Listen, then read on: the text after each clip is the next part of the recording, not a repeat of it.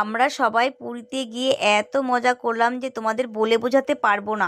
রাধে রাধে বন্ধুরা, তোমরা সবাই কেমন আছো? আমরা তো খুব ভালো আছি। তো আমরা সবাই মিলে পুরী ঘুরতে গিয়েছিলাম জগন্নাথ ধাম দর্শন করতে। জগন্নাথ ধাম দর্শন করে তারপরে আমরা সমুদ্রে স্নান করলাম। যাওয়া আসা মিলে আমাদের 7 দিনের ট্যুর ছিল। প্রথম দিনে আমরা জগন্নাথ ধাম দর্শন করে পূজা দিলাম। পরের দিন কিন্তু আমরা সকাল সকাল ঘুম থেকে উঠে নিজের কাজ করে খাওয়া দাওয়া সেরে তারপর আমরা সমুদ্রে চলে এলাম।